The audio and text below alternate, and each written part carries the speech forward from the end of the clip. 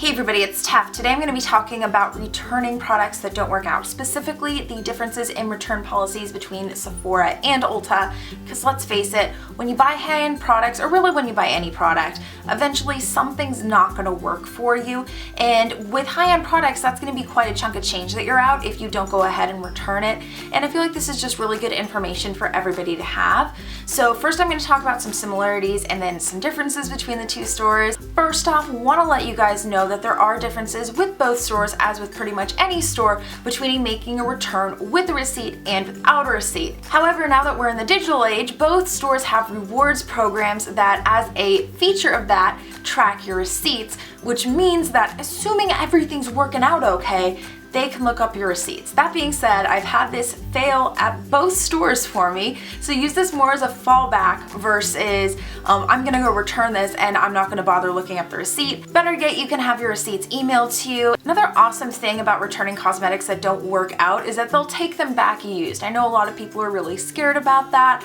but it's really not a big deal. When I worked at Sephora, we'd ask people if they had used it or not, mostly so we just knew if we could sell it or not, and if we didn't know or we suspected that they were lying, we just inspected the product. It's usually pretty easy to tell one way or the other. Both stores also accept returns from online purchases in stores, however you do not get any shipping charges back, just keep that in mind. Now that we've talked about all the similarities, let's go over the differences.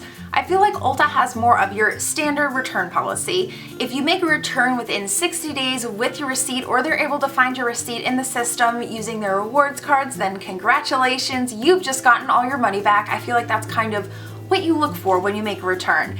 If you're within the 60 days and you don't have a receipt or they can't find it in the system, then you get store credit. And if you're outside of the 60 days and you have a receipt, then you get store credit. They might not be able to give you all of the money that you paid back even in store credit, which is kind of a bummer. Sephora, on the other hand, gives you a little bit longer to make your return. You need to make that return within 1 year of the original purchase, and as long as you have your receipt and they're able to find it in the system, then you get your money back. If you don't have your receipt, and assuming that the third-party company that kind of screens all the non-receipt returns doesn't reject you, then you will get the money back, but on a store credit. I have seen some situations where someone tried to return like $300 and the system rejected them, but then they tried to return just $100 and that worked. So keep in mind, I'm sure that most stores have something similar. I just haven't experienced it, so I don't want to speak to something I haven't experienced.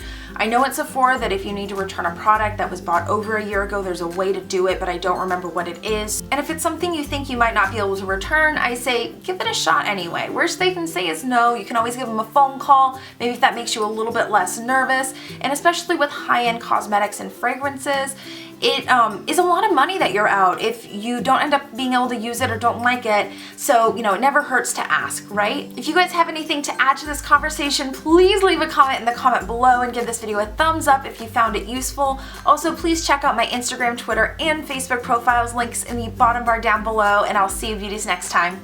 Bye!